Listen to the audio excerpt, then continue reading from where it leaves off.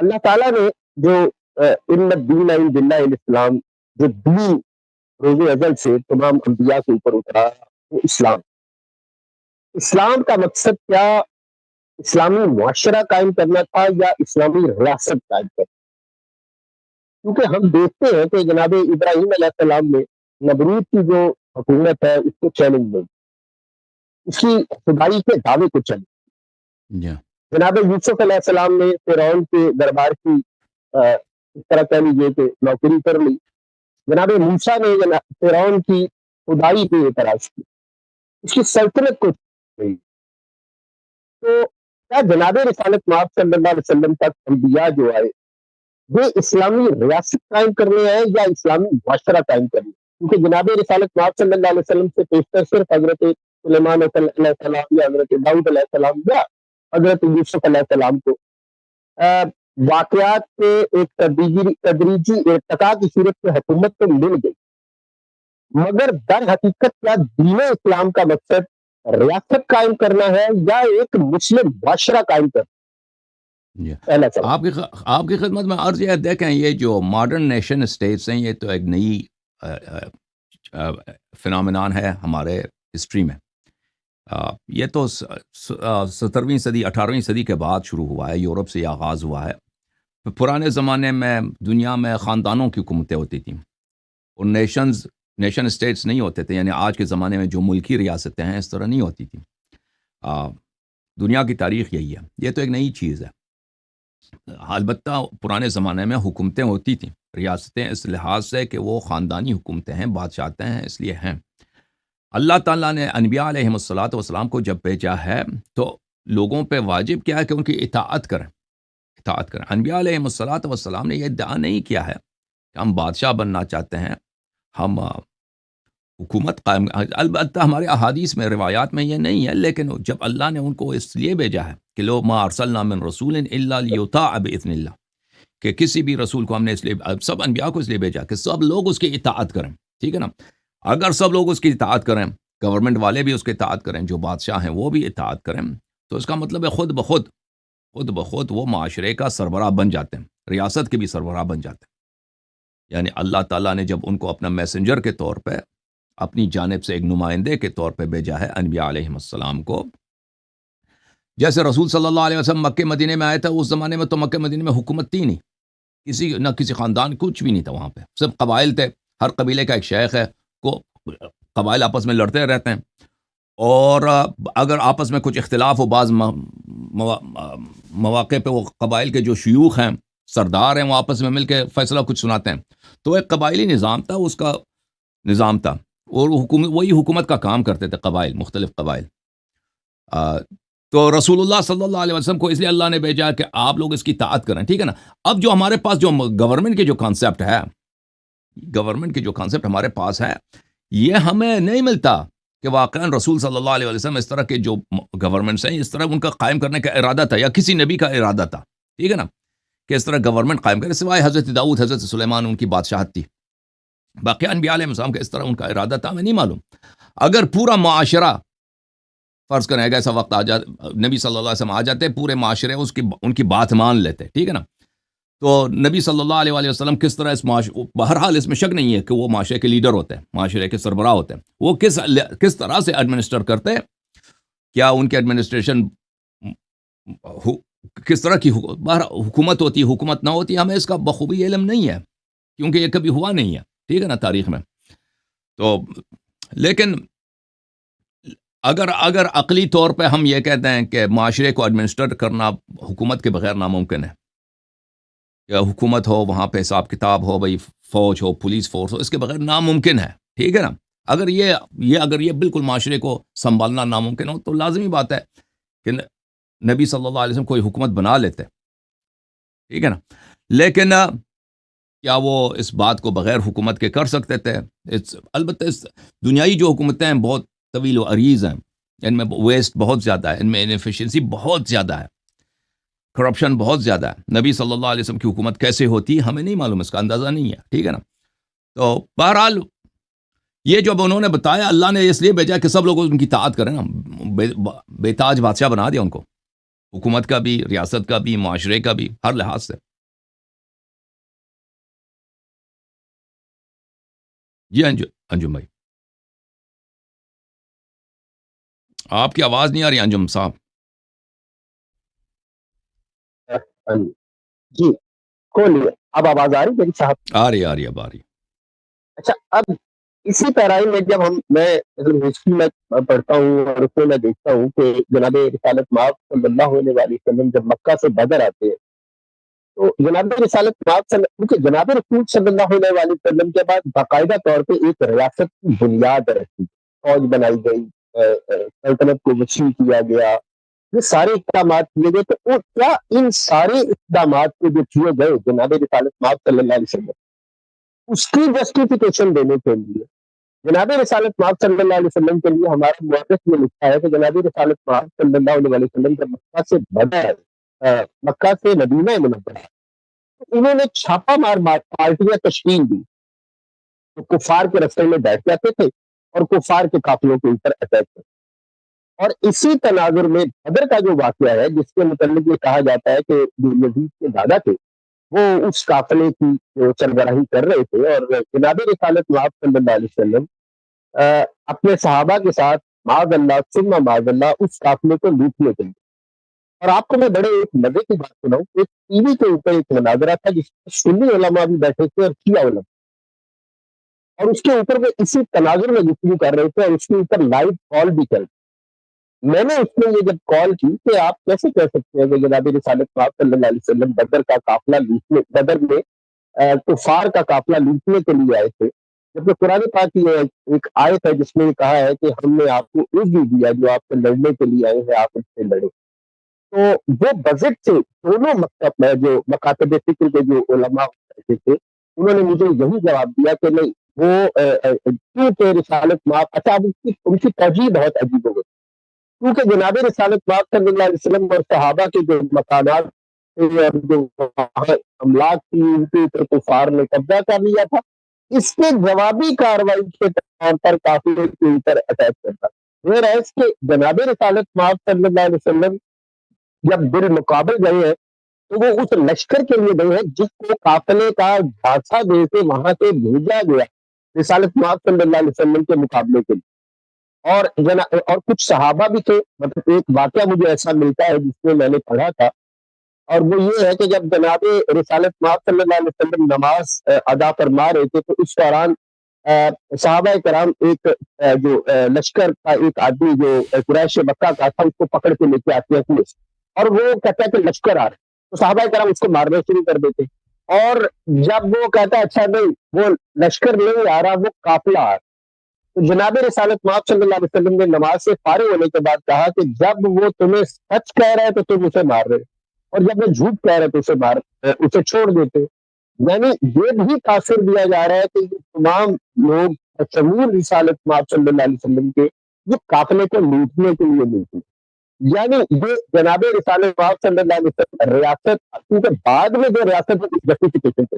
اور اس سے متصل ایک واقعہ ہے جو وہ کھجوروں کو پیوند کرنے والا کہ جس میں رسالت مآب صلی اللہ علیہ وسلم نے ان کو کھجوروں کو پیوند کرنے کے لیے کہا تو وہ کھجوریں جب پیوند ہونے کے بعد اس میں کوئی فصل اچھی نہ آئی تو اس میں ایک جملہ اس طرح کا ملتا ہے، میری تصحیح فرمائیے گا، کہ جس میں رسالت مآب صلی اللہ علیہ وسلم کے پاس آتے وہ کمپلین کرتے اور رسول صلی اللہ علیہ وسلم کہتے کہ تم اپنے دنیاوی معاملات مجھ سے بے فصل. یعنی یہ واقعہ باقاعدہ طور پہ بنایا گیا. جی اچھا، تو اب مجھے یہ بتائیے کہ کیا رسالت مآب صلی اللہ علیہ وسلم کے لیے یہ جو تاثر دیا جا رہا ہے کہ یہ ریاست بنانے کے لیے کیا اس کو ہم مان سکتے ہیں؟ دیکھیں عرض یہی ہے کہ اللہ تعالیٰ نے رسول اللہ صلی اللہ علیہ وسلم کو اس لیے بھیجا ہے کہ لوگ ان کی طاعت کریں. ٹھیک ہے نا، جب لوگ طاعت کریں گے تو عرض یہی ہے کہ وہ معاشرے کے بے تاج بادشاہ بن جائیں گے. تو جب ان کو یہ موقع تو نہیں ملا کہ وہ ریاست تشکیل دیں، حکومت تشکیل دیں. وہ شہید ہو گئے، دنیا سے چلے گئے سنہ 11 ہجری میں. ان کا جو معاشرے کو کس طرح سے ایڈمنسٹر کرتے تھے، وہ اس طرح ایڈمنسٹر کرتے تھے کہ مختلف لوگوں سے، قبائل سے وہ زکوٰۃ لینے کے لیے کچھ افراد کو بھیجتے تھے.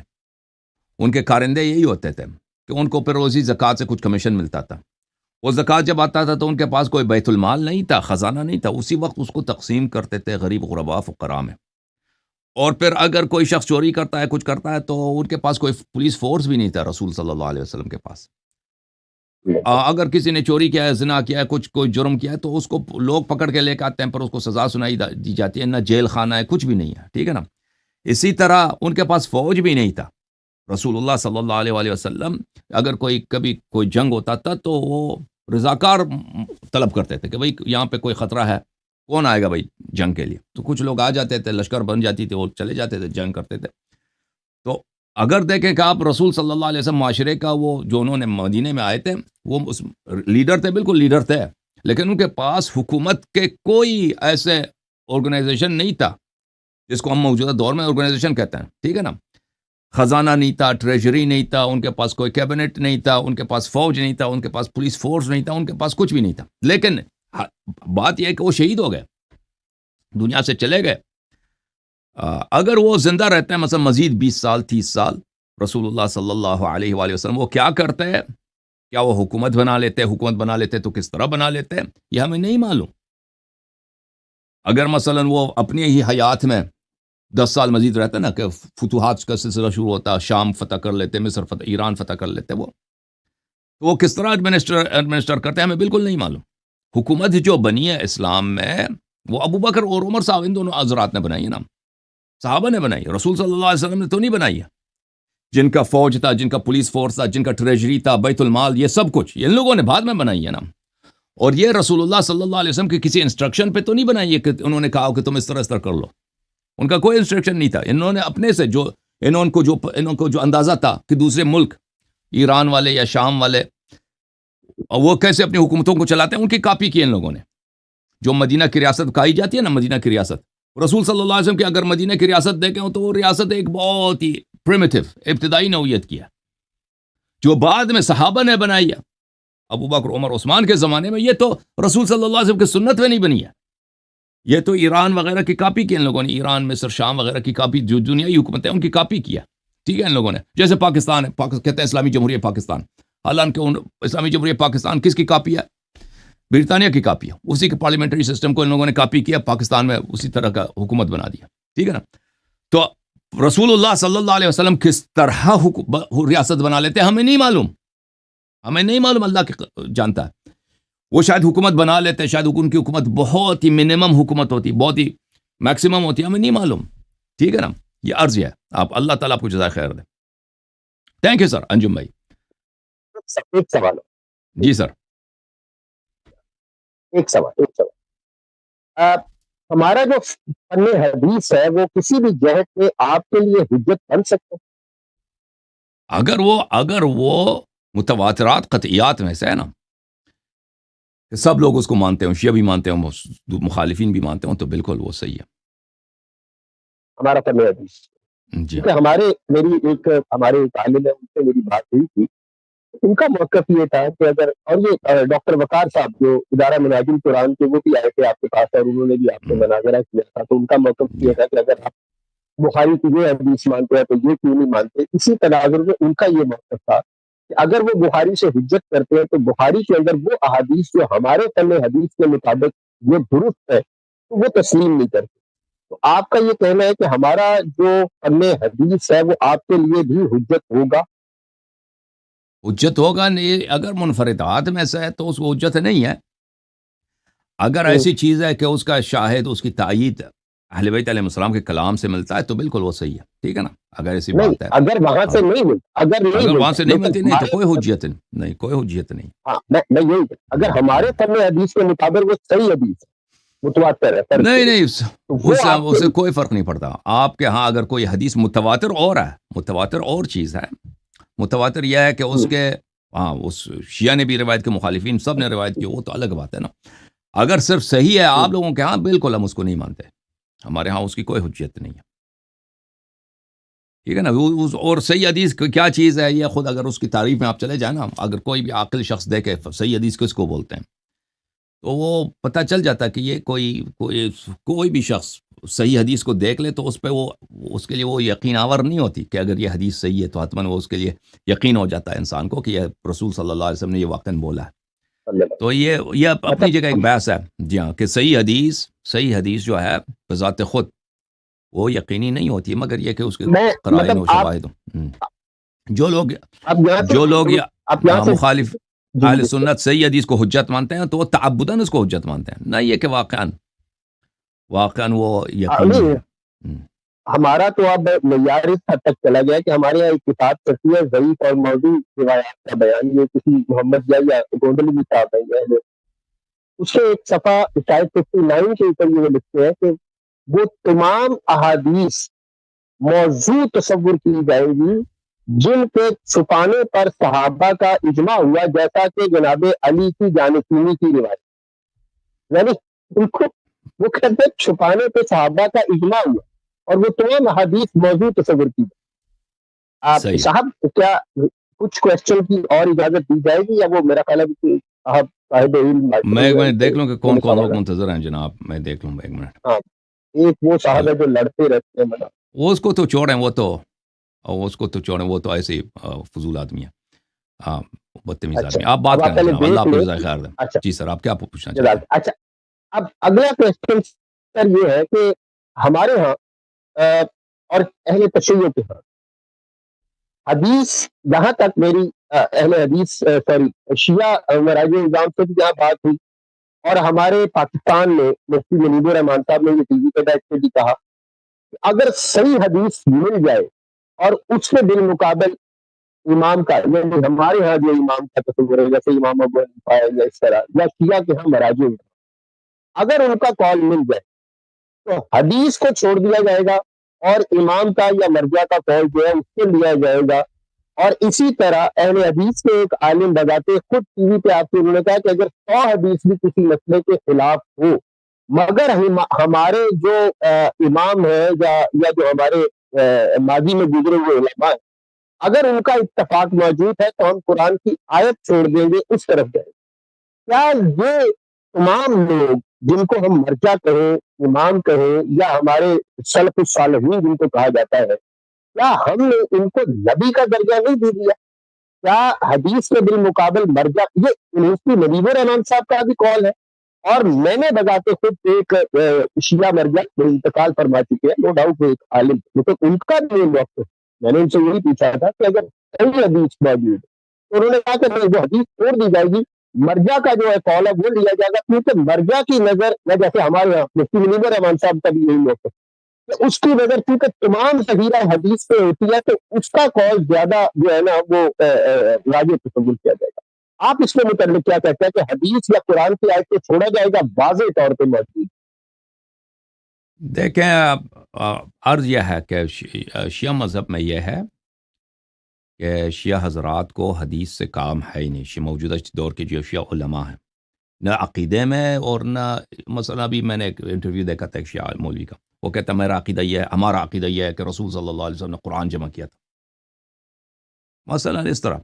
یہ ان کے جو مشہور عقائد ہیں شیعہ علماء، موجودہ دور کے شیعہ علماء کی بات کر رہا ہوں، یہ نہ عقیدے میں نہ عمل میں، انہیں حدیث کی بالکل پرواہ ہی نہیں ہے حدیث کا۔ یہ اپنے سے عقیدہ بناتے ہیں، اپنے سے عمل کرتے ہیں، جو ان کے بڑے علماء کہتے ہیں وہی ان کا عقیدہ ہوتا ہے، ٹھیک ہے نا؟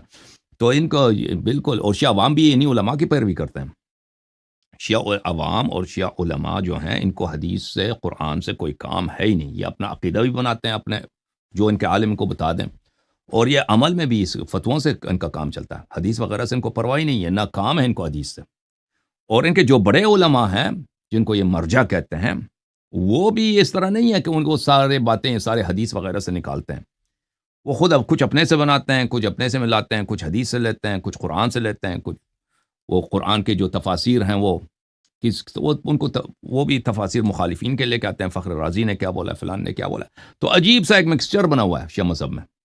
شیعہ مذہب فی الحال ایک عجیب سا مخلوط ہے حق و باطل کا، اور حق یہ ہے کہ، اور آپ کی بات بالکل صحیح ہے کہ یہ علماء کو نبی سے اوپر درجہ دیتے ہیں، نبی سے اوپر ہے، کیونکہ جب نبی کی حدیث کو نہیں مانتے ہیں آپ، وہ حدیث فتویٰ کچھ کہہ رہا ہے، حدیث کچھ کہہ رہا ہے، اس کا پرواہ ہی نہیں ہے آپ کو، آپ فتوے پکڑے جا رہے ہیں، تو لازمی بات ہے کہ وہ اس کا درجہ آپ کے نزدیک زیادہ بالا ہے۔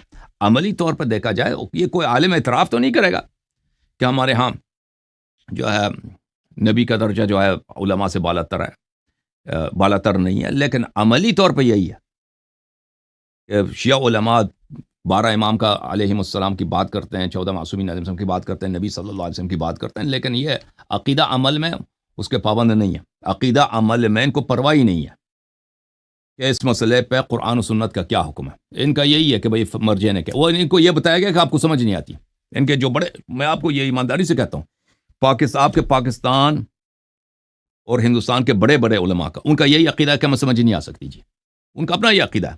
اس کی وجہ یہ ہے کہ یہ لوگ اصل میں یہ فارسی زبان نہیں ہے نا، یہ اردو زبان ہے، مادری زبان.